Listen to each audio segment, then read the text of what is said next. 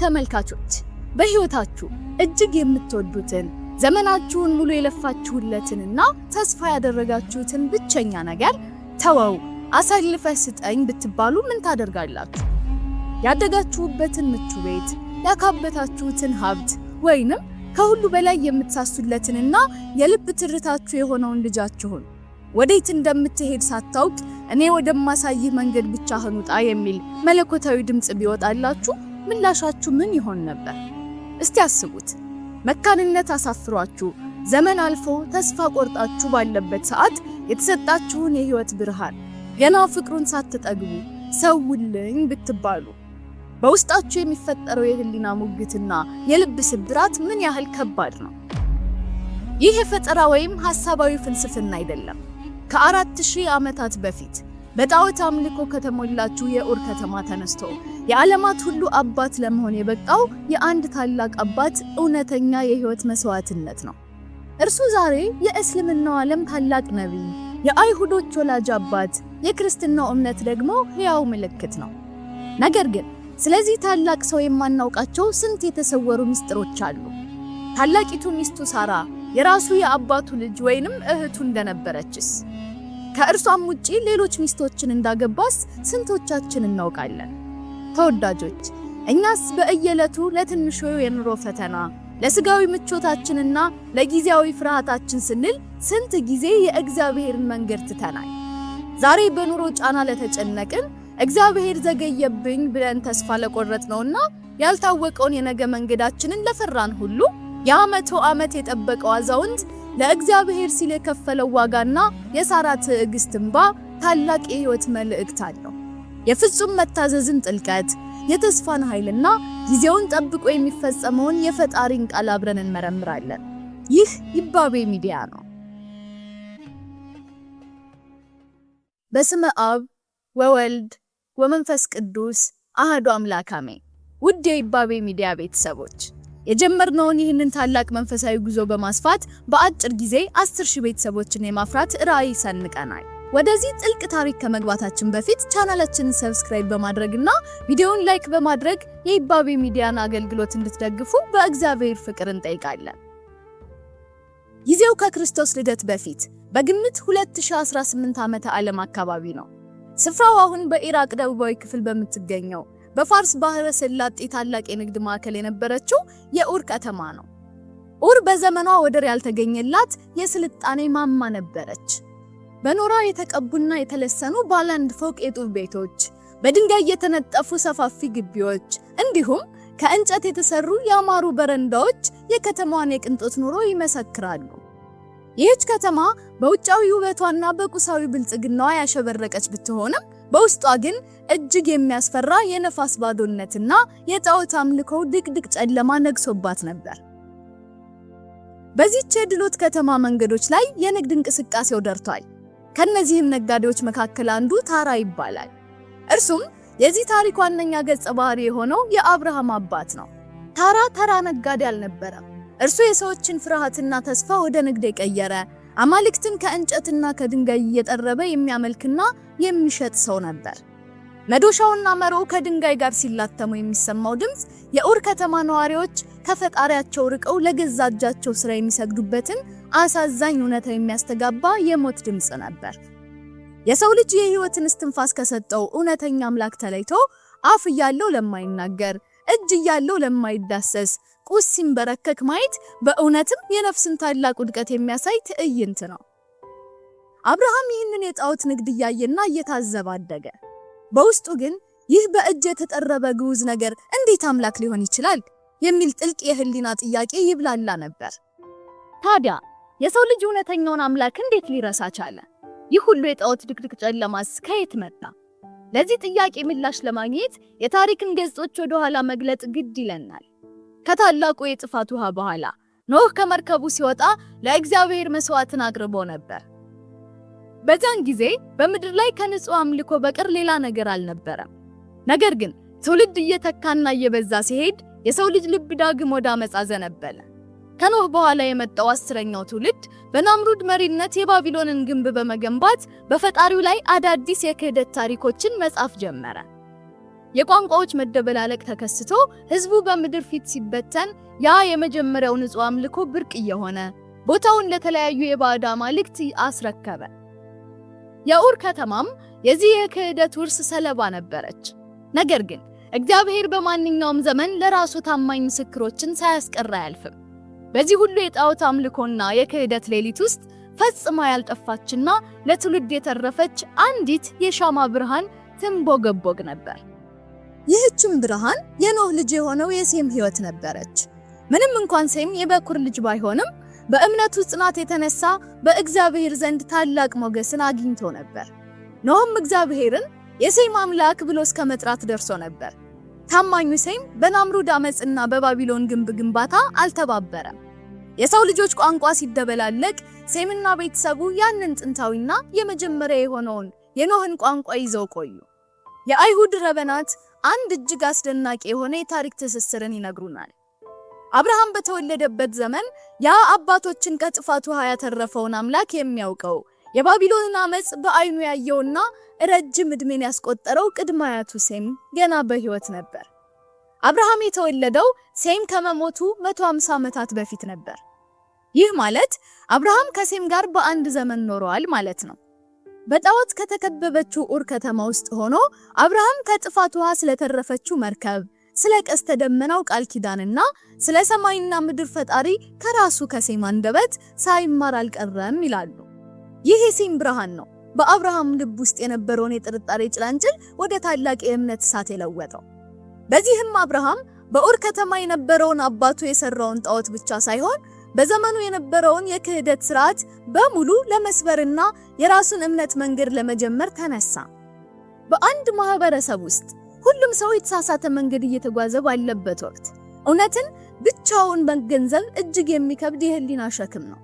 አብርሃም በኡር ከተማ የገጠመው ይህ ታላቅ የብቸኝነት ስሜት ነበር። የሰው ልጅ በገዛ እጁ ጠርቦ ለሰራው ግዑዝ ነገር ሲሰግድ ማየት የፈጠረበት የህሊና ትግል እንቅልፍ የሚነሳ መንፈሳዊ ምጥ ሆኖበት ነበር።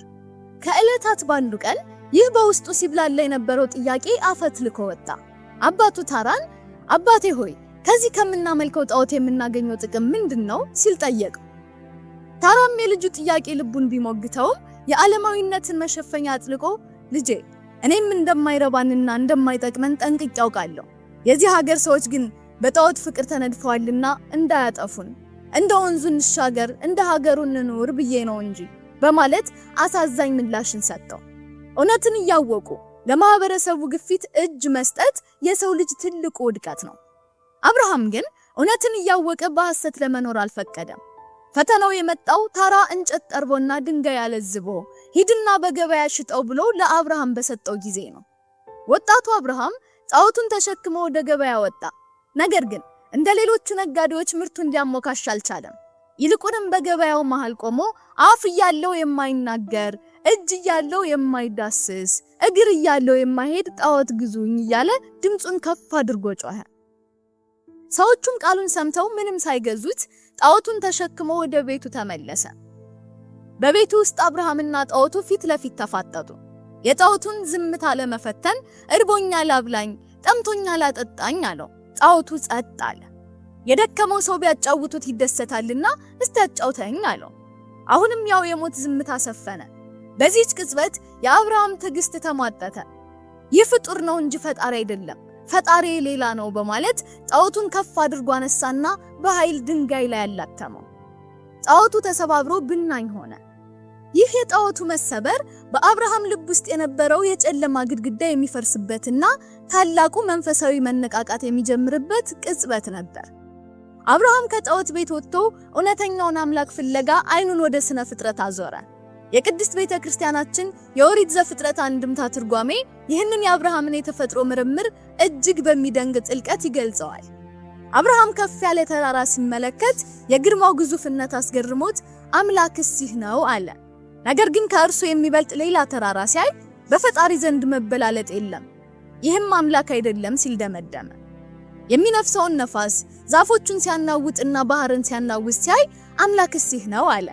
ነገር ግን ተራራው ነፋሱን ሲገታው የቤት መዝጊያ ሲመልሰው ተመልክቶ ፈጣሪን የሚገታው የለም፣ ይህም አምላክ አይደለም አለ። የባህሩን ግርማና የማዕበሉን ሞገድ አይቶ አምላክስ ይህ ነው አለ። ሆኖም ባህሩ ሲሞላና ሲጎድል ሲያይ በፈጣሪ መቀያየር የለበትም፣ ይህም አምላክ አይደለም ብሎ ተወው። እሳት ደረቁን ከርጥቡ ለይቶ ሲበላ ግዛቱን ሲያስፋፋ ተመልክቶ አምላክስ ይህ ነው አለ። ነገር ግን ጥቂት ውሃ ሲያጠፋው አይቶ ይህም አምላክ አይደለም አለ። በመጨረሻም አይኑን ወደ ሰማይ አነሳ። ፀሐይ በግርማዋ ወጥታ በዓለሙ ላይ ብርሃኗን ስትፈነጥቅ ተመለከተ። አምላክስ ይህ ነው አለ። ሙሉ ቀን አብርታ ማታ በምዕራብ በኩል ስትጠልቅ ግን ልቡ ዳግም ተመራመረ። በፈጣሪ መውጣትና መግባት የለበትም። ቀን ቢመግበን ሌሊት ማን ይመግበናል? ለዚህችም ፀሐይ ፈጣሪ ያላት ማለት ነው ብሎ እውነቱን አገኘ። ከዚህ የተፈጥሮ ውስንነት ትምህርት በኋላ አብርሃም የድምጹን ከፍ አድርጎ የፀሐይ አምላክ ተናገረኝ ብሎ ጮኸ። ፍጡሩን አልፎ የፍጡራን አስገኘ የሆነውን ጌታን ተጣራ። በዚህ ጊዜ እግዚአብሔር ለአብርሃም የልብ ንጽህና ምላሽ ሰጠ። የእግዚአብሔር መልአክ ተገልጦ እነዚህ ሁሉ ፍጡራን ናቸው የፈጠራቸው አለ በማለት አብሳሪ ድምጽን አሰማው። ከዚያም አልፎ ለማንም ያልተገለጠውን አብርሃምም ያልጠየቀውን ጥልቅ ምስጢር አበሰረው። የእግዚአብሔርን አንድነትና ሶስትነት በልቡ ሰሌዳ ላይ ጻፈለት።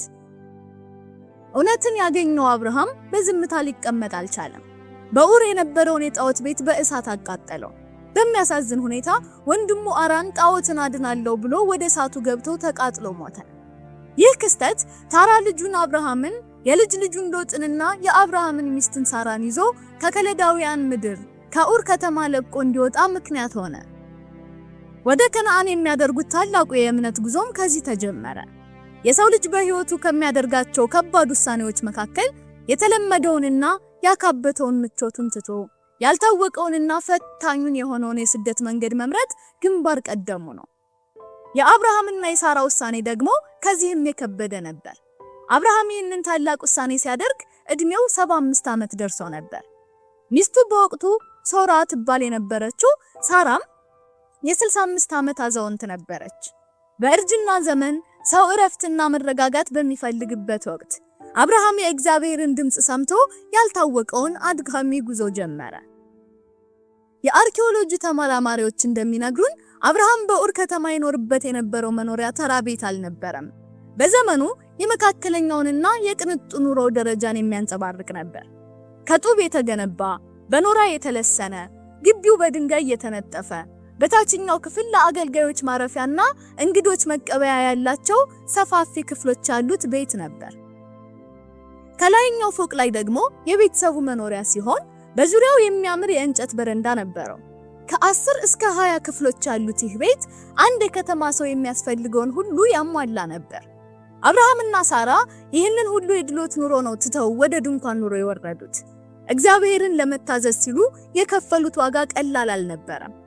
እግዚአብሔር ለአብርሃም ከሀገርህ ከዘመዶችህም ከአባትህም ቤት ተለይተህ እኔ ወደማሳይህ ምድር ውጣ ሲለው አብርሃም አንዲትም የጥርጥር ጥያቄ አላነሳም።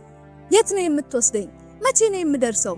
በዚያስ ምን ያጋጥመኛል ብሎ አልጠየቀም። መጽሐፍ ቅዱስ ወዴት እንደሚሄድ ባያውቅም በእምነት ታዘዘ ይለዋል። ይህ የ75 ዓመት አዛውንት የ65 ዓመት ሚስቱንና ቤተሰቡን ይዞ አህዮቹንና ግመሎቹን ጭኖ ከ1600 ኪሎ ሜትር በላይ የሚሸፍነውን ረጅምና አድካሚ ጉዞ ጀመረ። ሳራ ምንም እንኳን ባሏን እንደ ጌታዋ ብታከብረውም ከምንም በላይ በእግዚአብሔር ላይ ያላት እምነት ጽኑ ነበር። በመጽሐፍ ቅዱስ የብዙዎች የሃይማኖት ስር ተብላ የምትጠራው ሳራ ይህንን ፈታኝ ጉዞ ያለማጉረምረም ተቀበለችው። ቤተሰቡ መጀመሪያ ያቀናው አሁን በሰሜናዊ ሶሪያ ወደምትገኘው ካራን ወደ ተባለችው ከተማ ነበር። በዚያም አባቱ ታራ በ205 ዓመቱ ሞቶ ተቀበረ። ከካራን ከተነሱ በኋላ አብርሃም ይዞት የነበረውን ንብረት ሁሉ ሰብስቦ በመጨረሻም ወደ ተስፋይቱ ምድር ወደ ከነዓን ደረሰ። የከነዓንን ምድር ረጅም ዛፍ እስከሚገኝበት እስከ ሴኬም ድረስ ዞራት። በዚያም ምድር የከነዓን ሰዎች ይኖሩ ነበር። እግዚአብሔርም ለአብርሃም ዳግም ተገልጦለት ይህችን ምድር ለዘርህ እሰጥሃለሁ አለው። አብርሃምም በዚህ ስፍራ በከነዓን ምድር ለመጀመሪያ ጊዜ ለተገለጠለት ለእግዚአብሔር መሰዊያን ሰራ። ይህ መሰዊያ የድንጋይ ክምር ብቻ አልነበረም። የአብርሃም እምነት፣ ታዛዥነትና እግዚአብሔርን በፍጹም ልብ የመቀበሉ ሕያው ምስክር ነው። ከዚያም ወደ ምስራቅ ወደ ቤቴል አቅጣጫ ተጓዘ። በቤቴልም ከጋይ በስተምዕራብ ድንኳኑን ተከለ። በዚያም ለእግዚአብሔር ሌላ መሠዊያ ሠራ፣ የእግዚአብሔርንም ስም ጠራ። አብርሃም በሄደበት ሁሉ የእግዚአብሔርን ስም በመጥራትና መሠዊያ በመስራት አዲስ በገባበት ሀገር ሁሉ የአምላኩን ብርሃን ያበራ ነበር። የከነዓን ምድር አብርሃምን የተቀበለችው በበረከትና በጥጋብ አልነበረም። ገና ድንኳኑን ተክሎ መሠዊያውን አዘጋጅቶ ሳይጨርስ በምድሪቱ ላይ ጽኑ ረሃብ ወደቀ። ፀሐይቱ ምድሪቱን አቃጠለች። የከነዓን ለምለም መስኮች ወደ ደረቅ አቧራነት ተቀየሩ። አብርሃም ከብቶቹንና ቤተሰቡን ከሞት ለማትረፍ ሲል አቅጣጫውን ወደ አዜብ ቀጥሎም ወደ ታላቋ የግብጽ ግዛት አደረገ። የግብጽ ግዙፍ ፒራሚዶችና የፈርዖን የቅንጦት ቤተ መንግስቶች ከሩቅ ይታያሉ። አብርሃም ከነድንኳኑና ከብቶቹ ወደዚህች ገናናና ጨካኝ ወደ ሆነችው ሀገር ድንበር ሲቀረብ በውስጡ ሰዋዊ ፍርሃት አደረበት። አብርሃም ታላቅ የእምነት አባት ቢሆንም ስጋ የለበሰ ደካማ ሰውም ነበር። ከጎኑ ያለችውን ሚስቱን ሳራን ተመለከተ። በእድሜ ገፋ ብትልም ውበቷ የፈካ መልኳ የሚያንጸባርቅ ሴት ነበረች። የግብጽ ሰዎች ይህንን ውበት ሲያዩ እርሷን እንደመውሰድ ሲሉ እርሱን እንደሚገድሉ ታሰበ። ስለዚህም ሳራን አንቺ መልከ መልካም ሴት እንደሆንሽ አውቃለሁ፣ የግብጽ ሰዎች ካዩሽ ሚስቱ ናት ብለው ይገድሉኛል፣ አንቺንም በሕይወት ያኖሩሻል። እንግዲህ ስላንቺ ይራሩልኝ ዘንድ ነፍሴንም በአንቺ ምክንያት ትድን ዘንድ እህቱ ነኝ በያቸው አላት። ይህ የአብርሃም ስጋት የሰው ልጅ በችግርና በፍርሃት ጊዜ የሚያሳየውን ድካም ከእምነት ይልቅ ወደ ስጋዊ ጥንቃቄ የሚያዘነብልበትን ተፈጥሮ ያሳያል። ቢሆንም አብርሃም ከሳራ ጋር በጋብቻ መተሳሰሩን ደበቀ እንጂ አልዋሸም። ሳራ ከአባቱ ከታራ የምትወለድ በአባት የምትገናኘው እህቱም ጭምር ነበረች። በጊዜው እንዲህ አይነቱን ጋብቻ በምድር ላይ አልተከለከለም ነበር። ያ በኡር ከተማ ጣዖትን የሰበረው ጀግና በግብጽ ድንበር ላይ ግን ለሕይወቱ ሰጋ። ግብጽ እንደገቡም የተፈራው አልቀረም። የግብጽ ሹማምንት የሳራን ደም ግባት አይተው አደነቁ። ወሬውም በፈርዖን ቤተ መንግስት ተሰማ። ፈርዖንም ሳራን ወደ ቤተ መንግስቱ አስገባት። የሳራ ወንድም ለተባለው ለአብርሃምም ታላቅ ስጦታን አበረከተለት። በጎችን፣ ላሞችን፣ አህዮችን፣ ግመሎችን እንዲሁም ወንዶችና ሴቶች አገልጋዮችን አጎረፈለት። አብርሃም በሀብት ተንበሸበሸ። ነገር ግን የሕይወቱ አጋር የቃል ኪዳኑ ተካፋይ የሆነችው ሚስቱ በፈርዖን እጅ ወደቀች። በዚህች ፈታኝ ሰዓት የእግዚአብሔር ቃል ኪዳን ይፈጸም ነበር። ምንም እንኳን የሰው ልጅ ቢደክምም የእግዚአብሔር ክንድ አይዝልም። የሰው ልጅ ቢፈራም እግዚአብሔር የገባውን ቃል አይረሳም። እግዚአብሔር በአብርሃም ሚስት በሳራ ምክንያት በፈርዖንና በቤተሰቡ ላይ ጽኑ መቅሰፍትንና ስቃይን አመጣባቸው። ያ ገናናው ቤተ መንግስት በበሽታ ታመሰ። ፈርዖንም የዚህ ሁሉ መዓት ምክንያት ሳራ የአብርሃም ሚስት በመሆኗ እንደሆነ በተረዳ ጊዜ አብርሃምን አስጠርቶ በቁጣ ጠየቀው። በእኔ ያደረግከው ይህ ነገር ምንድነው? ሚስት መሆኗን ያልነገርከኝ ለምንድነው? ለምንስ እህቴ ናት አልከኝ? እኔም ሚስት ልትሆነኝ ወስጃት ነበር። አሁንም ሚስትህን ይዘሃት ሂድ ብሎ አሰናበተው። ፈርዖንም አብርሃምንና ሚስቱን ከጓዛቸውና ከሰጣቸው ሀብት ሁሉ ጋር በሰላም እንዲሸኟቸው ለሹማምንቱ ትእዛዝ ሰጠ። ይህ ታሪክ የሚያስተምረን ታላቅ እውነት አለ። አብርሃም በእምነት አባታችን ቢሆንም እንከን የለሽ ፍጹም አልነበረም። ይሁን እንጂ እግዚአብሔር የመረጣቸውን ሰዎች በድካማቸው ጊዜም ቢሆን አይተዋቸውም። ሳራ በእግዚአብሔር ጥበቃ ከፈርዖን እጅ ነፃ ወጣች። የአብርሃምም ሕይወት ተረፈ። እግዚአብሔር ለዘር ማንዘራቸው የገባው ቃል ኪዳንም በሰው ድካም ምክንያት ሳይታጠፍ በጽናት ቀጠለ። ጊዜው ነጎደ፣ ዓመታት ተቆጠሩ። አብርሃም ከከነዓን ወደ ግብጽ፣ ከግብጽ መልሶ ወደ ከነዓን እየተጓዘ የሕይወትን ውጣ ውረድ አሳለፈ። አሁን የዕድሜው ቆጠራ 99 ዓመት ደርሷል። በዚህ ረጅም የሕይወት ዘመን ውስጥ መካንነት ያመጣው ሐዘን በድንኳኑ ውስጥ እንደ ከባድ ደመና አጥልቶ ቆይቷል። ዘር የማጣት ስቃይ፣ ከእኔ በኋላ ወራሽ ማን ይሆን የሚለው የዘወትር የህሊና ጥያቄ በእርጅና ዘመን ውስጥ ሆኖ ሲታሰብ እጅግ ከባድ ነበር። ነገር ግን የሰው ተስፋ ሲማጠጥ የእግዚአብሔር ሥራ ይጀምራል። በአንድ ጸጥታ በሰፈነበት መንፈሳዊ ድባብ ውስጥ የሰማይና የምድር ፈጣሪ የሆነው እግዚአብሔር ለወዳጁ ዳግም ተገለጠለት። በፊትህ የሄድኩ ፈጣሪህ እግዚአብሔር እኔ ነኝ፣ በፊትህ መልካምን አድርግ፣ ንጹህንም ሁን የሚለው አምላካዊ ድምጽ በድንኳኑ ውስጥ አስተጋባ። ይህንን የግርማ ድምጽ ሲሰማ ያ 99 ዓመት የሞላው አዛውንት በአክብሮትና በፍርሃት በግንባሩ መሬት ላይ ተደፋ። አምላኩን በዝምታ ማዳመጥ ጀመረ። በዚህ ታሪካዊ ቅጽበት ያረጀው የሐዘን ምዕራፍ ተዘግቶ አዲስ የተስፋ ብርሃን ፈነጠቀ። እግዚአብሔር ታላቁን ኪዳን አደሰ። እነሆ ቃል ኪዳኔ በእኔና ባንተ መካከል አጸናለሁ፣ እጅግም በጣም አበዛሃለሁ አለው። ይህ ቃል ኪዳን ግን ከበፊቱ የተለየ ነበር። ማንነትን የሚቀይር አዲስ ስምን የሚያጎናጽፍ ታላቅ ቃል ኪዳን ነበር። እንግዲህ ስምህ አብርሃም አይባልም አብርሃም ይባላል እንጂ ለብዙ አሕዛብ አባት አድርጌሃለሁና በማለት ስሙን ከአብርሃም ወደ አብርሃም ቀየረለት። ይህ የስም ለውጥ ለአብርሃም ብቻ የተሰጠ አልነበረም።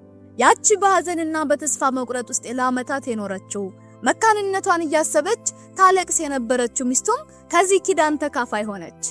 ሚስት ሶራ ከእንግዲህ ሶራ ተብላ አትጠራም፣ ስሟ ሳራ ይሆናል እንጂ እባርካታለሁና ከአንተም ልጆችን እሰጣታለሁና አሕዛብና የአሕዛብ ነገሥታት ከእርሷ ይወጣሉና በማለት አበሰረው።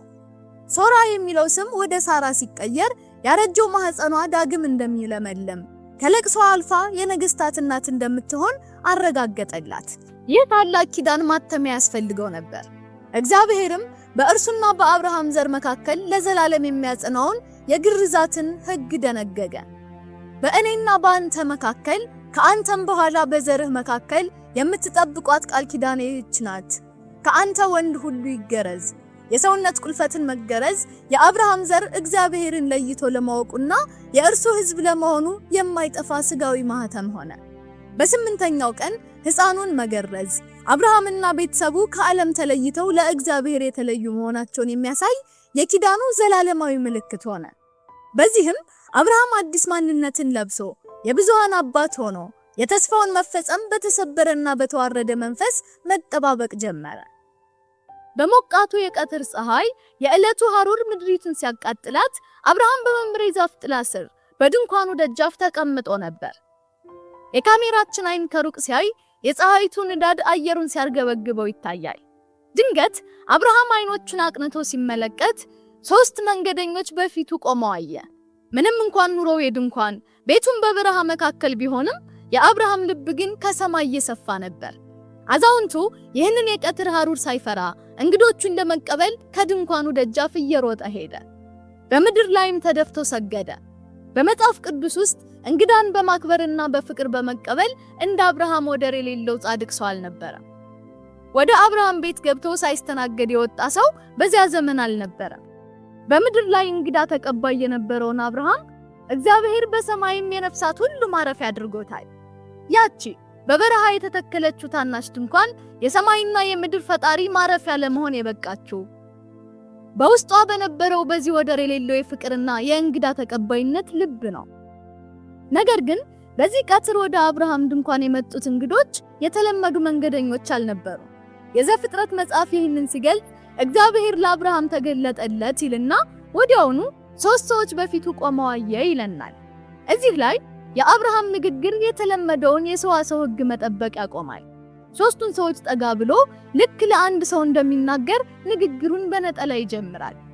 አቤቱ በፊት ሞገስን አግኝቼ እንደሆነ ባሪያህን አትለፈው ይላል። ወዲያውኑ ደግሞ ወደ ብዙ ቁጥር በመቀየር ጥቂት ውሃ ላምጣላችሁ፣ እግራችሁንም ታጠቡ፣ ከዚህችም ዛፍ በታች ረፉ ብሎ ይፈጽማል። የዚህ የዘፍጥረት ታሪክ ጸሐፊ የሆነው ነብዩ ሙሴም እንደ አብርሃም የሰዋሰውን ሕግ ጥሷል። አንዴ እነርሱም እንዲህ አሉት ብሎ በብዙ ይጠራቸውና መልሶ ደግሞ ከ3ቱ አንዱ ሲናገር ከእነርሱም አንዱ እንዲህ አለ በማለት ፋንታ እርሱም እንዲህ አለ ብሎ በነጠላ ይጠራቸዋል።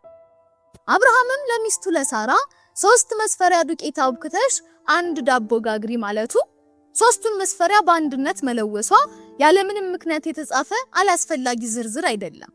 ይህ ታላቅ የኦርቶዶክሳዊ ትምህርተ ሥላሴ መግለጫ ነው። በአብርሃም ቤት በ3 ሰዎች አምሳል ራሱን የገለጠው ከሌሎች የተሰወረውን ሶስትነቱን ለወዳጁ ለአብርሃም የገለጠለት አምላክ ነበር። በነጠላ የተናገሩትን ቃላት አንድነቱን፣ በብዙ የተናገሩት ደግሞ ሶስቱነቱን የሚያስረዱ ናቸው። ታላቁ ሊቅ ቅዱስ ጎርጎርዮስ ዘእንዚናንዞ ይህንን ጥልቅ ምስጢር ሲያብራራ ስለ አንድነታቸው ማሰብ በጀመርኩበት ቅጽበት ራሴን በሶስትነታቸው ግርማ ተከብቤ ያገኘዋለሁ። ስለ ሶስትነታቸው ለይቼ ባሰብኩበት ቅጽበት ራሴን ወደ አንድነታቸው ተመልሼ ያገኘዋለሁ ብሏል። ከአብርሃም ታሪክ የተሻለ የዚህ ምስጢር ማሳያ የለም። እግዚአብሔር በአብርሃም ድንኳን በተገለጠበት በዚያ ዕለት የዛሬ ዓመት ወደ ቤትህ እመጣለሁ፣ ሚስት ሳራ ወንድ ልጅን ትወልድልሃለች አለው። ይህ በድንኳኑ ጓዳ ሆና የሰማችው ያረጀችው ሳራ እንዴት ይሆናል ብላ በልቧ ሳቀች። እግዚአብሔርም አብርሃምን በእውኑ ለእግዚአብሔር የሚሳነው ነገር አለን በማለት ተናገረው። ዓመቱ ሲደርስ እግዚአብሔር በረድኤት አሰባት እንጂ በአካል ወደ አብርሃም ቤት ተመልሶ መጣ የሚል ቃል አልተጻፈም። እግዚአብሔር ወደ አብርሃም ቤት ተመልሶ የመጣበት ትክክለኛው ጊዜ ግን ከድንግል ማርያም ተጸንሶና ተወልዶ የአብርሃም ልጅ ኢየሱስ ክርስቶስ ተብሎ የተጠራበት ዘመነ ስጋዌ ነው። ይህንን እንድናስተውል እግዚአብሔር በአብርሃም ቤት እንዴት ይሆናል ላለችው ሳራ በእውኑ ለእግዚአብሔር የሚሳነው ነገር አለን እንዳላት ሁሉ ከዘመናት በኋላ የመልአኩ ቅዱስ ገብርኤል ድምጽ በአዲስ ኪዳኗ ድንኳን አስተጋባ። ቅድስት ድንግል ማርያምም በመልአኩ ብስራት ጊዜ እንዴት ይሆናል ስትል ቅዱስ ገብርኤል የሰጣት መደምደሚያ ምላሽ ለእግዚአብሔር የሚሳነው ነገር የለም የሚል ነበር። እግዚአብሔር ሳራን የረታበትን ቃል ድንግሊቱን በገብርኤል አንደበት ረቶበታል። በመሆኑም በአብርሃም ድንኳን ያደረው እግዚአብሔር ያደረባት የአዲስ ኪዳኗ የአብርሃም ድንኳን እመቤታችን ቅድስት ድንግል ማርያም ናት። አብርሃም ከመምሪያ አድባር ተነስቶ ዳግም ጉዞውን ጀመረ። ወደ አዜብ ምድር አቅንቶ በሶሬና በቃዴስ መካከል ኖረ። በመጨረሻም በጌራራ ከተማ ድንኳኑን ተከለ። ነገር ግን በዚህች አዲስ ከተማ ያ በግብጽ ምድር የተከሰተው የፍርሃትና የሰብአዊ ድካም ታሪክ ዳግም ሊደገም ግድ ሆነ። አብርሃም ጌራራ ሲደርስ ስለሚስቱ ስለ ሳራ ደህንነት በመስጋት ቀድሞ እንዳደረገው ሁሉ እህቴ ናት ብሎ ተናገረ። የጌራራው ንጉስ አቤሜሌክም የሳራን ዜና ሰምቶ ሰዎች በመላክ ወደ ቤተ መንግስቱ ወሰዳት። እስኪ ለአንድ አፍታ የዚያችን ሌሊት ድባብ እናስበው። በጌራራ ቤተ መንግስት ድቅድቅ ጨለማ ሰፍኗል። ንጉስ አቤሜሌክ በጥልቅ እንቅልፍ ውስጥ እንዳለ ያ ሁሉን የሚያየውና የማይተኛው የእስራኤል ጠባቂ እግዚአብሔር በመህልም ወደ እርሱ መጣ። ጸጥታውን የሰነጠቀው አምላካዊ ማስጠንቀቂያ እንደ መብረቅ የሚያስደነግጥ ነበር። እርሷ የባለቤት ሚስት ናትና ስለዚህ ስለወሰድካት ሴት እነሆ አንተ ትሞታለህ የሚል ድምጽ በንጉሱ ህሊና አስተጋባ። አቤሜሌክ በድንጋጤ ነቃ። ሆኖም ሳራን ገና አልነካትም ነበር። በታላቅ ፍርሃት ውስጥ ሆኖ ጌታ ሆይ በእውኑ ያላወቀውን ጻድቅ ሕዝብ ታጠፋለህን? እሱ ራሱ እህቴ ናት አላለኝምን? እሷም ብትሆን ወንድሜ ነው ብላኛለች። ይህንን ስራ በንጹህ ልቤና በንጹህ እጅ አደረኩ በማለት ተማጸነ። እግዚአብሔርም የሰውን ልብ ይመረምራልና እኔም ይህንን በየዋህነት እንዳደረግክ አውቃለሁ። ስለዚህም ኃጢአት እንዳትሰራ ጠበቅኩህ፣ እንድትነካትም አልተውኩህም። አሁን ግን ለዚያ ሰው ሚስቱን መልስለት፣ እርሱ ነብይ ነውና ስላንተ ይጸልይልሃል፣ አንተም በሕይወት ትኖራለህ። ባትመልስለት ግን አንተም ሆንክ ያንተ የሆነው ሁሉ በእርግጥ እንደምትሞት ወቅ አለው። ማለዳ ሲነጋ አቤሜሌክ በታላቅ ድንጋጤ ሹማምንቱን ሰብስቦ ህልሙን ነገራቸው። አብርሃምንም አስጠርቶ ይህ በእኔና በመንግስቴ ላይ ያደረከው ምንድነው? ይህንንስ ያደረከው ምን አይተህ ነው ሲል ወቀሰው። አብርሃምም በዚህ ስፍራ እግዚአብሔርን መፍራት እንደሌለና ስለሚስቱ ሊገድሉት እንደሚችሉ አስቦ እውነቱን መደበቁን ገለጸ። ከዚህም ታላቅ ማስጠንቀቂያ በኋላ አቤሜሌክ በጎችን፣ ላሞችን፣ አገልጋዮችንና 1000 የብር ሳንቲሞችን ለአብርሃም ሰጥቶ ሳራን መለሰለት። አብርሃምም ታላቅ የእግዚአብሔር ነብይ ነውና እጆቹን አንስቶ ወደ አምላኩ ጸለየ። እግዚአብሔርንም አቤሜሌክንና ቤተሰቡን በሳራ ምክንያት ዘግቶት ከነበረው የማህፀን መዘጋት ፈወሳቸው። ይህ ታሪክ ሲነሳ ወደ ኋላ ተመልሰን የሳራን የቀድሞ ህይወት፣ ሐዘንና መካንነት ማንሳታችን የግድ ነው። ሳራ ገና ሶራ ተብላ ትጠራ በነበረበት ያለ ተስፋ በኖረችበት በዚያ ዘመን ዘር ማጣት በእርሷ ላይ ታላቅ የሐዘን ሸክም ሆኖባት ነበር። መካንነት እንደ ነውር በሚቆጠርበት ማህበረሰብ ውስጥ ሶራ ለባሏ ለአብርሃም እጅግ አዘነች። የእግዚአብሔርን ቃል ኪዳን መፈጸሚያ በራሷ ጥበብ ለማፋጠን አስባ እነሆ እንዳልወልድ እግዚአብሔር ዘጋኝ፣ ምናልባት ከእርሷ በልጅ የታነጽኩ እንደሆነ ወደ እርሷ ግባ በማለት ግብፃዊት ባሪያዋን አጋርን ለአብርሃም ሰጠችው። ይህ የሰው ልጅ ጥድፊያ ግን ያመጣው ሰላምን ሳይሆን ታላቅ የቤተሰብ ቀውስን ነበር። አጋር ጸንሳ መሆኗን ባወቀች ጊዜ በትዕቢት ተሞላች። እመቤቷ የነበረችውን ሶራን ስለ መካንነቷ በንቀት ዓይን አቃለለቻት። የሶራ ልብ በሐዘን ተሰበረ። ያቺ ለባሏ ስትል ክብሯን አሳልፋ የሰጠችው ሴት በገዛ ቤቷ መሳለቂያ ሆነች። በለቅሶና በምሬት አብርሃምን መገፋቴ በአንተ ላይ ይሁን፣ እኔን በዓይኑ አቃለለችኝ፣ እግዚአብሔር በእኔና ባንተ መካከል ይፍረድ አለችው። በአብርሃም ፈቃድ ሶራ አጋርን ስትቀጣት አጋር ከቤቱ ኮበለለች። የዚህ ሁሉ ሐዘንና እንባ ትልቁ ማሳያ የሰው ልጆች የእግዚአብሔርን ሥራ በራሳቸው ጊዜና መንገድ ለመፈጸም የሚያደርጉት ጥድፊያ የሚያመጣውን ጣጣ ነው። ይሁን እንጂ የእግዚአብሔር ቃል ኪዳን በሰዎች ስህተት አይቀየርም። አብርሃም የብዙዎች አባት፣ ሳራም የብዙዎች እናት የሚሆኑበትን ቃል ኪዳን የተሰጠው በዚህ ሐዘንና መገፋፋት ውስጥ በነበሩበት ወቅት ነበር። እግዚአብሔር ተስፋውን በባሪያይቱ ልጅ ሳይሆን በሕጋዊቷ ሚስት በታላቋ ሳራ ማህፀን እንደሚያጸና ሲገልጽ በእውነት ሚስት ሳራ ወንድ ልጅን ትወልድልሃለች፣ ስሙንም ይስሐቅ ብለህ ትጠራዋለህ፣ በይስሐቅ ዘርህ ይጠራልና በማለት የሰውን ጥድፊያ ሽሮ የራሱን መለኮታዊ ዕቅድ አጸና። እግዚአብሔር ለአብርሃም የሰጠው የተስፋ ቃል በመምሬ ዛፍ ስር በእንግድነት በተገለጠበት ጊዜ መጽናቱን ተመልክተናል። በዚያች ቀጥር ሰዓት በድንኳኑ ጓዳ ቆማ የነበረችው ሳራ የዛሬ ዓመት እንደ ዛሬው ጊዜ ሚስት ሳራ ልጅን ታገኛለች የሚለውን አምላካዊ ድምጽ ስትሰማ በልቧ ውስጥ የተፈጠረው ስሜት ድብልቅልቅ ያለ ነበር። እስከ ዛሬ ገና ነኝን? ጌታዬም አርጅቷል፣ እኔም ምነው አርጅቻለሁ ብላ ለብቻዋ ሳቀች። ይህ ሳቅ የጥርጣሬ ብቻ ሳይሆን የሰው ልጅ አእምሮ መለኮታዊውን ተአምር ለመቀበል የሚከብደውን የተፈጥሮ ሕግ ውስንነት የሚያሳይ ነበር። ነገር ግን በእውኑ ለእግዚአብሔር የሚሳነው ነገር አለን የሚለው ታላቁ አምላካዊ ጥያቄ የተፈጥሮን ሕግጋት ሁሉ የሚሽር ኃይል ነበረው። ውድ የይባቤ ሚዲያ ቤተሰቦች፣ ከዓመት በኋላ እንዲሆነ ጸጥታ የሰፈነበትን የአብርሃምን የድንኳን መንደር ውስጥ አንድ አዲስ ድምጽ ተሰማ። የሕፃን ለቅሶ። ያ በድንኳኑ ጓዳ ተደብቆ የነበረው የሳራ የጥርጣሬ ሳቅ አሁን ሙሉ በሙሉ በእውነተኛ የደስታና የሐሴት ሳቅ ተቀይሯል። የ90 ዓመቷ አሮጊት ሳራ ያረጁ ማህፀኗ ለምልሞ ያለ ተስፋ የነበረችበት ዘመኗ መጨረሻ ላይ የህይወትን ፍሬ ታቅፋለች።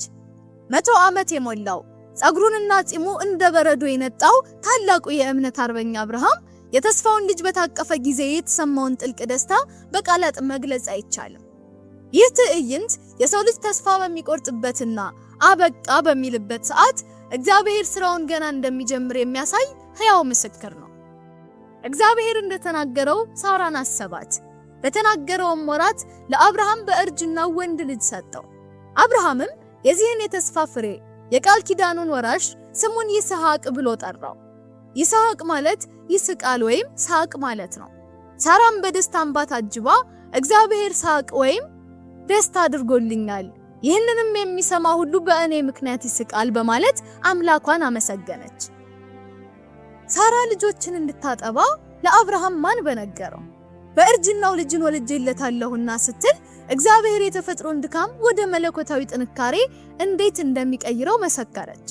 ሙቀትና ልምላሜ ከተለያት ረጅም ዓመታት በኋላ ሳራ በጨዋነት ወልዳ እግዚአብሔር ለአብርሃም ለዘላለም የገባውን ቃል ኪዳን የሚፈጽምበትን ዘር ይስሐቅን ማሳደግ ጀመረች።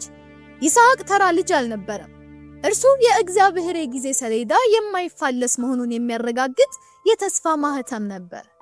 በሰው ጥድፊያ ከተወለደው ከእስማኤል በተቃራኒ ይስሐቅ በመለኮታዊ ተስፋና ትዕግስት የተገኘ የኪዳን ፍሬ ነበር። ለዚህም ነው ሳራ በቃል ኪዳን በተስፋ የተወለደው ይስሐቅ ታላቅ ነውና የዚች ባሪያ ወይም የአጋር ልጅ ከልጄ ከይስሐቅ ጋር አይወርስም በማለት በቆራጥነት የተናገረችው። ምንም እንኳን ይህ ውሳኔ ሰዋዊ በሆነ መንገድ ሲታይ ጥብቅ ቢመስልም እግዚአብሔር ግን የሳራን ቃል ተቀብሎ ሳራ የምትነግርህን ቃል ሁሉ ስማ፣ በይስሐቅ ዘርህ ይጠራልና በማለት ለአብርሃም በማረጋገጥ የድነት ታሪክና የመለኮታዊነት ቃል ኪዳን በይስሐቅ በኩል ብቻ እንደሚቀጥል ለዘላለም አጸና። የእግዚአብሔር ቃል ኪዳን አይታጠፍም። ጊዜው ሲደርስም ፍሬ ማፍራቱ አይቀርም። አብርሃም አምላኩን በቤቱ ለማስተናገድ የበቃ በድህነቱም ምክንያት እንግዶችን በፍቅር የሚቀበል ጻድቅ ሰው ነበር። 100 ዓመት ሙሉ በትዕግስት ጠብቆ በእርጅና ዘመኑ ያገኘውን የተስፋውን ልጅ ይስሐቅን እያሳደገ በድንኳኑ ውስጥ ታላቅ ደስታ ሰፍኖ ነበር።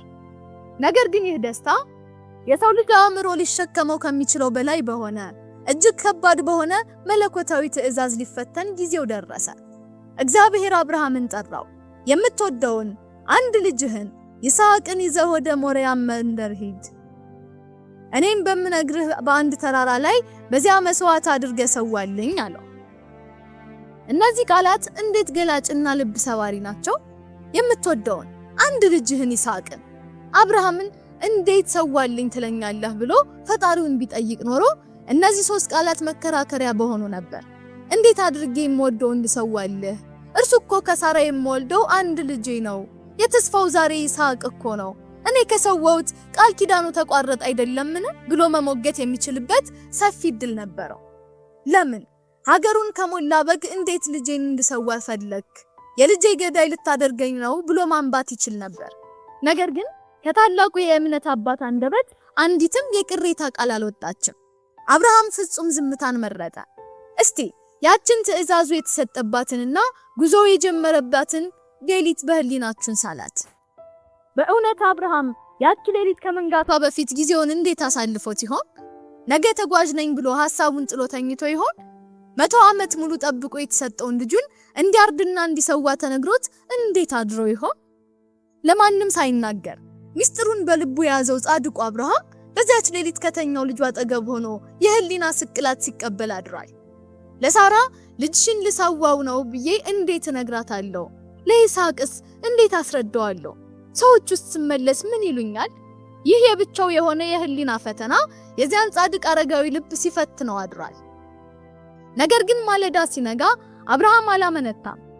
መሰዋቴ ካልቀረ እስቲ ከልጄ ጋር ትንሽ የመሰናበቻ ጊዜ ላሳልፍ፣ የልጄን ፍቅር ልጥገብ አላለም። ለአምላኩ ጽኑ ታዛዥ ነውና የታዘዘውን ለማድረግ ጎህ ሲቀድ ተነሳ።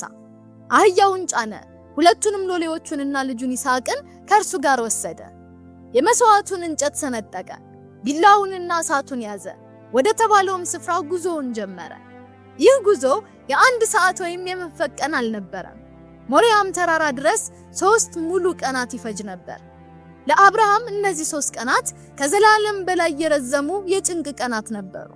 ሊሞት እንደሆነ የማያውቀው ትንሹ ይስሐቅ በአባቱ እግር እየተከተለ አባቴ ሆይ እያለ በፍቅር ሲጠራው፣ ደክሞት ሲተኛና አብርሃም ሲያቅፈው እያንዳንዱ የጉዞ ሂደት በአብርሃም ልብ ላይ ቢላዋ እንደመሰካት ነበር። ይህ ጻድቅ አባት ልጁን በህሊናው ውስጥ ሰውቶ በመንፈሱ መቃብር ውስጥ አኑሮት ለ3 ቀናት ተጓዘ። የዚህን ዝምተኛ አባት የልብ ጽናት ቅዱስ ጳውሎስ ሲገልጸው እግዚአብሔር ከሙታን እንኳን ሊያስነሳው እንዲቻለው አስቧልና ይለናል። አብርሃምም የተስፋውን ቃል የማያጥፈው አምላክ ልጁን ቢሰዋውም እንኳን ዳግም ሕያው አድርጎ እንደሚሰጠው ጽኑ እምነት ነበረው። ወደ ስፍራው ሲደርሱ የህሊናው ስቅላት ጣሪያ ነካ። አብርሃም ሎሌዎቹን አህያውን ይዛችሁ ከዚህ ቆዩ፣ እኔና ልጄ ወደዛ ሄደን እንሰግዳለን፣ ወደ እናንተም እንመለሳለን አላቸው። እንመለሳለን ያለው ሊዋሽ ሳይሆን በእምነት ሆኖ ነው። አብርሃም የመስዋዕቱን እንጨት አንስቶ ለልጁ ለይስሐቅ አሸከመው። እርሱም እሳቱንና ቢላዋውን ያዘ። አብረው ሲጓዙ ጸጥታውን የሰበረው የይስሐቅ ንጹህና የዋህ ድምጽ ነበር። አባቴ ሆይ አለው። አብርሃምም የልቡንም ባዋጥ አድርጎ እነሆኝ ልጄ ሲል መለሰ። ይስሐቅም እሳቱንና እንጨቱ ይኸው፣ የመስዋዕቱ በግ ግን ወዴት ነው ሲል ጠየቀው። ይህ ጥያቄ የአብርሃምን አንጀት የሚበላ ነበር።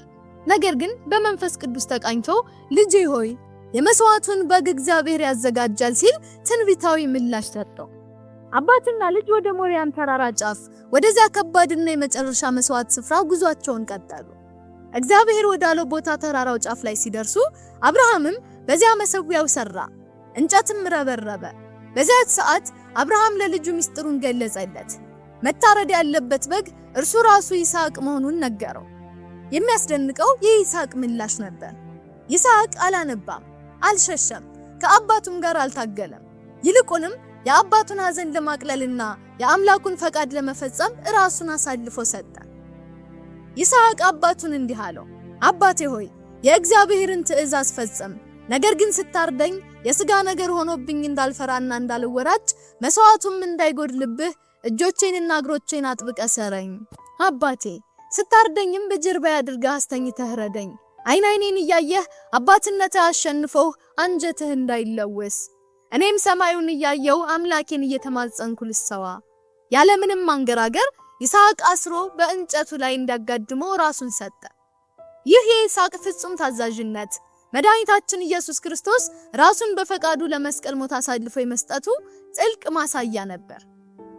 አብርሃም እጁን ዘረጋ፣ የገዛ ልጁን የሚያርድ ዘንድ ቢላዋውን ወደ ላይ አነሳ። አብርሃምን በድንጋጤና በመንቀጥቀጥ እነሆኝ ሲል መለሰ። የእግዚአብሔር መልአክ ከሰማይ ሆኖ በብላቴናው ላይ እጅህን አትዘርጋ፣ አንዳችም አታድርግበት፣ አንድ ልጅህ እንደኔ ያልከለከልክምና እግዚአብሔርን የምትፈራ እንደሆን ካሁን አውቄአለሁ አለው። አብርሃም ቢላዋውን ከእጁ ጣለ። በታላቅ ፍርሃትና ጭንቀት ታስሮ የነበረው ደም ይተፋ የነበረው የአባታዊ ፍቅር ልቡ ወደር በሌለው የምስጋና ስሜት ተሞላ። በእንባ በተሞሉ አይኖቹ እግዚአብሔርን እያመሰገነ ቀና ሲል እነሆ አንድ በግ በዱር ውስጥ ቀንዶቹ በእዘዛ ቤት ተይዞ መጣ። ሄዶም በጉን ወሰደ፣ ከእንጨቱ ላይ በፈታው ልጁ በይስሐቅም ፋንታ መስዋዕት አድርጎ ሰዋው። ውድ የይባቤ ሚዲያ ተከታዮች፣ በዚህ የቪዲዮአችን ታላቅና ጥልቅ ምዕራፍ ከታሪኩ በስተጀርባ ያለውን አምላካዊ ምስጢር እናነሳለን። እግዚአብሔር ይህንን ጻድቅ ሰው ስለምን እንዲፈትነው ወደደ? እምነቱን እንደማወቅ ፈልጎ ነው እንዳንል ሁሉን አዋቂ የሆነው አምላክ የማያውቀው ነገር አለን? ሊቁ ቅዱስ ያዕቆብ ዘስሩግ ይህንን ሲጠይቅ አብርሃምን ይፈትነው ዘንድ እግዚአብሔር ለምን ወደደ? ይህንን ጻድቅ የማያውቀው ከሆነስ ስለምን ወዳጁ አደረገው ይልና ይህንን ያደረገው ስለ አምላካዊ ምስጢር ነው እንጂ ብሎ ይደመድማል። አብርሃም ልጁን ለመሰዋት ወደ ተራራው እስከሚደርስ ለ3 ቀናትና ሌሊቶች በህሊናው ውስጥ ይስሐቅን ሰውቶት በሐሳቡ መቃብር ውስጥ አኑሮት ሰንብቷል። ይህ ለካስ ለ3 ቀናትና ሌሊቶች ሞቶ በመቃብር ለሚያድረው ለእግዚአብሔር ልጅ ለኢየሱስ ክርስቶስ አምሳያ ይሆን ዘንድ ነበር። አብርሃም አንድያ ልጁን እስኪሰዋ ድረስ በደረሰበት የህሊና ስቅላት ዓለሙን እንዲህ ወዷል ተብሎ ተናገረለት። ለገዛ ልጁ ያራራለት የእግዚአብሔር አብን የፍቅር መጠን ከሰው ሁሉ ቀድሞ እንዲረዳው ተደረገ። ሚስጥረ ሥላሴን በድንኳኑ የተማረው አብርሃም ሚስጥረ ሥጋዌን ደግሞ በሞሪያም ተራራ ይማር ዘንድ ይህ ፈተና አስፈለገ። ቅዱስ ያዕቆብ ዘስሩግ ሌላም ጥልቅ ሚስጥር ያሳየናል። አብርሃም ሎሌዎቹን ከተራራው ግርጌ እዚህ ቆዩ ያላቸው የእግዚአብሔርን ልጅ የመከራ ቀን ማለትም ዕለተ ዓርብን ከሁሉ አስቀድሞ ያይ ዘንድ ብቻውን እንዲወጣ ስለወደደ ነበር። አብርሃም የመስዋዕቱን እንጨት አሸክሞ ይስሐቅን ብቻውን አስወጣው። ይስሐቅ በትከሻው ላይ እንጨትን መሸከሙ ጌታችን መድኃኒታችን ኢየሱስ ክርስቶስ የእንጨት መስቀሉን ተሸክሞ ወደ ቀራንዮ የመምጣቱ ሕያው አምሳል ነው። ያ ባይሆን ኖሮ አብርሃም ሎሌዎቹን እንጨቱን ተሸከሙ ማለት ይችል ነበር። ነገር ግን የመድኃኒት ምስጢር አላሰናበታቸውም። አገልጋዮቹ አህያውን ይዘው ከተራራው በታች እንደቀሩ እንደ አህያ የሕግ ቀንበር መሸከም የለመዱ አይሁድና ተከታዮቻቸው ከተራራው ማለትም ከቀራንዮ ምስጢር የተለዩ ሆኑ። የሚያስደንቀው ደግሞ ጌታችን የተሰቀለበት ቀራንዮ ያለበት ተራራ አብርሃም ልጁ እንዲሰዋ የወጣበት የሞሪያ ተራራ ራሱ መሆኑን ነው። ታዲያ አብርሃም ልጁን ሊሰዋ ጫፍ ከወጣ በኋላ ለምን ይስሐቅ አልታረደም? ታላቁ ሊቅ ቅዱስ አትናቴዎስ እንዲህ ይላል፣ የይስሐቅ ሞት ለዓለም ነፃነትን አይገዛም። ነፃነታችን እንዲሆን የሚችለው በእርሱ ቁስል ሁላችንም በተፈወስንበት መድኃኒታችን ክርስቶስ ብቻ ነው። እዚህ ላይ የእግዚአብሔርን ልጅ ያየው ባልተሰዋው በይስሐቅ ነው ወይንስ በተሰዋው በግ ብለን ብንጠይቅ የቤተ ክርስቲያናችን ምላሽ በሁለቱም ውስጥ ክርስቶስን ታይቷል የሚል ነው። በይስሐቅ ውስጥ ከክርስቶስ መስቀል ተሸክሞ አየው። ቀንዶቹ በዛፍ ቅርንጫፍ ማለትም በዕፀ ሳቤቅ በታሰረው በግ ደግሞ ከድንግል ማርያም የተወለደውን በራሱ ላይ የሾህ አክሊል የደፋውንና በመስቀል ላይ የተቸነከረውን ክርስቶስን አየው። ይስሐቅና በጉ የክርስቶስ አምላክነትንና የሰውነቱ ማለትም መለኮትና ሥጋ ለመዋሃዳቸው ምሳሌዎች ሆኑ። በበጉ መሞት የክርስቶስን ሥጋ መሞት፣ በይስሐቅ አለመሞት ደግሞ የክርስቶስን በመለኮቱ የማይሞት መሆኑን አሳየን። ይህንን ምስጢር በማጠቃለል ቅዱስ ኤፍሬም ሶርያዊ ለአብርሃም ቢላዋ ሳይቀር አዲስ ኪዳናዊ ትርጓሜ ይሰጠዋል። እንጨቱን ሳይ መስቀሉን ቀድሜ ያውቃለሁ፣ የመሰዊያውን ተራራ ሳይ ጎልጎታን አውቃለሁ፣ ቢላዋውን ሳይ ደግሞ ክርስቶስ ጎኑ የተወጋበትን ጦር ያለው። በዚህ ድንቅ ታሪክ አብርሃም የእግዚአብሔር አብ ምሳሌ ሆነ። ሆኖም አብርሃም በልጁ ፈንታ በግ ሲሰዋ የሁላችን አባት እግዚአብሔር አብ ግን ለዓለም ሲል የሰዋውን በጉንም ልጁንም ነው። እርሱ ራሱ የእግዚአብሔር በግ ራሱም የእግዚአብሔር ልጅ ነውና እግዚአብሔር የሰጣችሁን ታላቅ ፈተና በድል ከተወጡ በኋላ የአብርሃምና የሳራ ሕይወት ወደ ማታው ክፍለ ጊዜ ተሸጋገረ። ሳራ በእግዚአብሔር የተስፋ ቃል ያገኘችውን ይስሐቅን ካቀፈችና ካሳደገች በኋላ የቀሪውን ዘመኗን በእጅጉ ደስተኛ ሆና አሳልፋለች። ይስሐቅ 37 ዓመት ሲሞላው የታላቋ እናት የሳራ ዕድሜ 127 ዓመት ደርሶ ነበር። ያቺ በኡር ከተማ የጣዖትን ጨለማ ንቃ የወጣችው በግብጽና በጌራራ ታላላቅ ፈተናዎችን ያለፈች በመካንነት አልቅሳ በመጨረሻም በተስፋው ልጅ የሳቀችው ሳራ በ127 ዓመቷ አካሄዷን ከእግዚአብሔር ጋር አድርጋ በሰላም አረፈች። አብርሃም ለሕይወት አጋሩ ለዘመናት አብራው በድንኳን ለተጓዘችው ሚስቱ እጅግ አዝኖ አልቅሶላታል።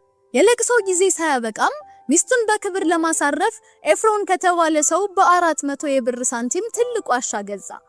ምንም እንኳን ኤፍሮን ዋሻውን በነፃ ሊሰጠው ቢፈልግም አብርሃም ግን መሬቱ ሙሉ በሙሉ የእርሱና የዘመዶቹ ርስት መሆኑን ያውቅ ዘንድ ብሩን ከፍሎ ገዛው። ያችም የማክቤላ ዋሻ የሳራ የክብር ማረፊያ ሆነች። አብርሃም ሳራ ካረፈች በኋላ ኬጡራ የተባለች ሚስት አግብቶ ሌሎች ልጆችን ቢያፈራም ታላቁን ቃል ኪዳንና መንፈሳዊ ርስቱን ግን ለተስፋው ልጅ ለይስሐቅ አውርሷል። ጻድቁ አብርሃም በጎ ተጋድሎውን ፈጽሞ አምላኩን በታማኝነት አገልግሎ በመጨረሻም በ175 ዓመቱ ዕድሜ ጠግቦ ወደ ወደደው አምላኩ ተሰበሰበ። እርሱም ሚስቱ ሳራ በተቀበረችበት በዛው በማክቤላ ዋሻ ተቀበረ። አብርሃም ለኛ ለሚያምኑ ሁሉ አባት ተብሎ ተጠርቷል። ሚስቱ ሳራም ታላቅ የእምነት እናት ናት። እነዚህ ፈሪሃ አምላክ የነበራቸው ባልና ሚስት ዛሬም ድረስ ለትውልድ ሁሉ የሚበራ ግሩም የእምነት ብርሃን ትተውልን አልፈዋል። እግዚአብሔር አገርህን ወገንህንና የአባትህን ቤት ትተህ ወደማሳይህ ምድር ሂድ ብሎት በጠራው ጊዜ አብርሃም ርስት አድርጎ ወደሚቀበለው ስፍራ በእምነት ታዘዘ። ወዴት እንደሚሄድ ባያውቅም እግዚአብሔር የሚያውቀው መሆኑን ብቻ አምኖ እሺ ብሎ ሄደ። እምነት ማለት ያልታወቀውን መንገድ ከታወቀው አምላክ ጋር አብሮ መጓዝ መሆኑን በተግባር አሳየን። ውድ የይባቤ ሚዲያ ቤተሰቦች ታላቁን የእምነት አባት የአብርሃምንና የሳራን ሕይወት ውጣ ውረድ መከራና የድል ጉዞ በጥልቀት የዳሰስንበትን የዛሬው ዝግጅታችንን በዚህ እናጠናቀቃለን። የሰው ልጅ በፈተና ውስጥ ቢያልፍም እግዚአብሔር ቃሉን እንደማያጥፍና ጊዜው ሲደርስም ተአምር እንደሚሰራ ከዚህ ታሪክ ተምረናል። እናንተስ በሕይወታችሁ እንዴት ይሆናል ብላችሁ በተስፋ መቁረጥ የሳቃችሁበት ነገር ግን አምላክ በመልካም የቀየረላችሁ ታሪክ አለ? እስቲ ምስክርነታችሁን ከታች በኮሜንት ላይ አካፍሉን። ይህንንና መሰል ጥልቅ መንፈሳዊ ታሪኮችን ወደ እናንተ ማድረሳችንን እንድንቀጥል ቻናላችንን ሰብስክራይብ እና ቪዲዮዎቻችንን ደግሞ ላይክ በማድረግ ሚዲያችንን እንድትደግፉ በታላቅ አክብሮት እንጠይቃለን።